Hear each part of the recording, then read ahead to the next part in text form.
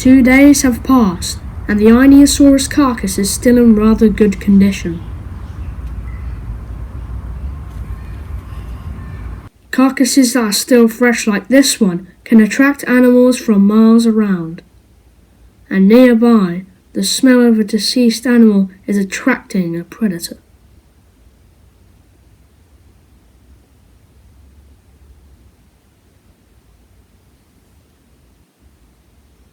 It's Gorgus, and already the scent of smell is attracting him to the carcass. Later, he has arrived to the corpse, and Gorgus hasn't had a meal in days, and his bone-crushing jaws make short work on the carcass. But Gorgus needs to leave because danger is not far away.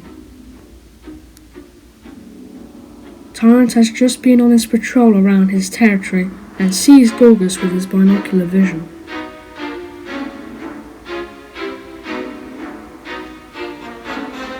Tyrant gets in a low position and begins to stalk. Meanwhile, Gorgus is focusing on his prize, with his senses blinded by the smell of blood.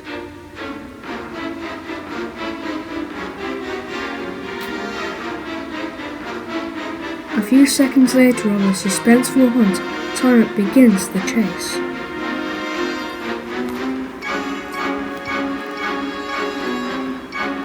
But at the last second, Gorgus nearly gets bitten in the neck by Tyrant, and Gorgus flees into the thick vegetation. Gorgus calms himself down after almost being eaten by Tyrant, and for a Gorgosaurus, life couldn't be as tough.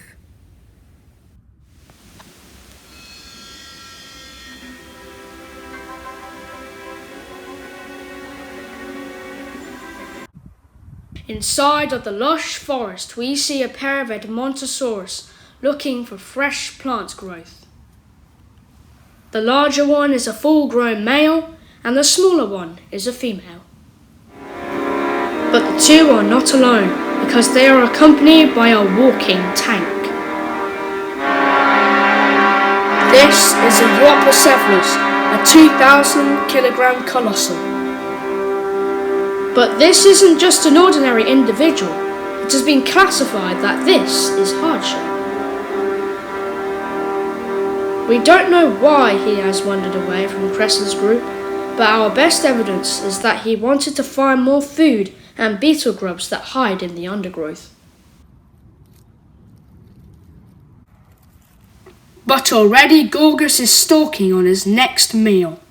He is aiming for the female Edmontosaurus, since she is the smaller and weaker animal.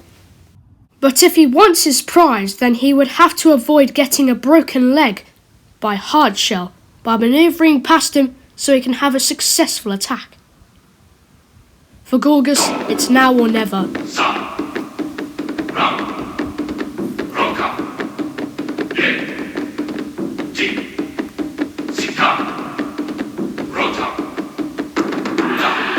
Gorgus was too late because of the fast reaction Hardshell made. Now Gorgus would need to face an armoured tank head on.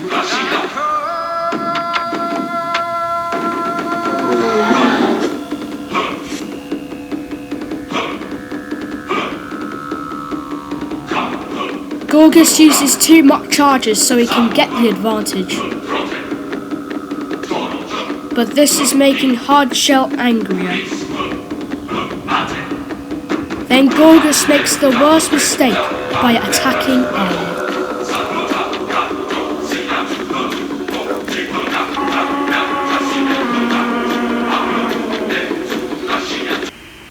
With a strong hit, Hardshell has broken Gorgus's femur. And for Gorgus, his day is getting worse and worse, with chances of survival low. As the temperature plummets, the signs of winter are now visible, with rain soaking the ground and forcing animals to seek shelter from the heavy rain until it stops.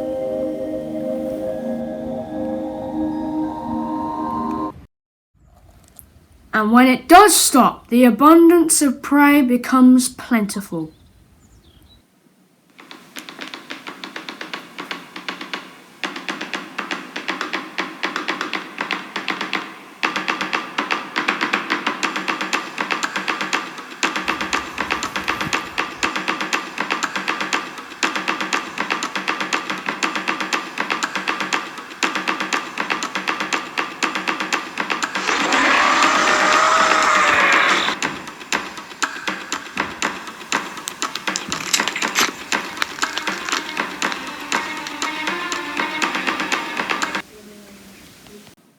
Alpha's pack have just taken down a male Nocitriceratops.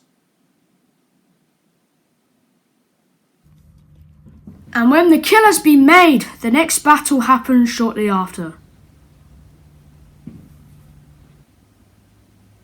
Face biting is usually common, and Alpha and Scarface will always have a rivalry.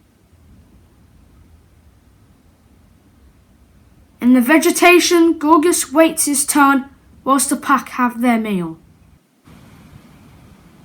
Minutes later, he can finally have a meal and heal his broken femur.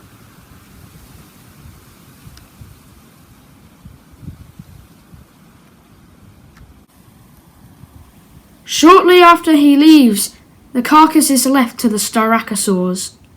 And in fact, Styracosaurus is omnivorous, meaning meat is part of its diet, eating carrion when it gets the chance.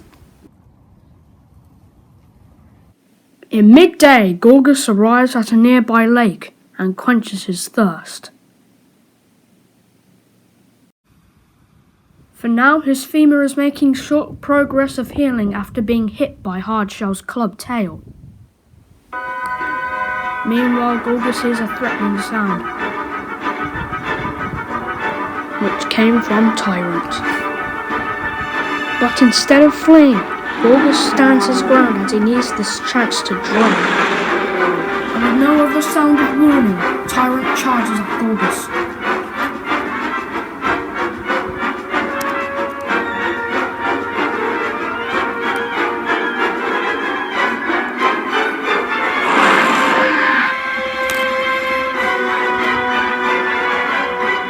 With a strong push, Tyrant has knocked Gorgas to the ground.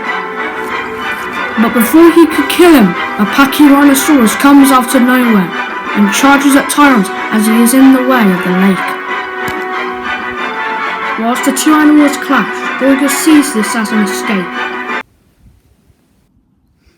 Gorgas' life is harsh, risking choices every day, like breaking bones and struggling to find food.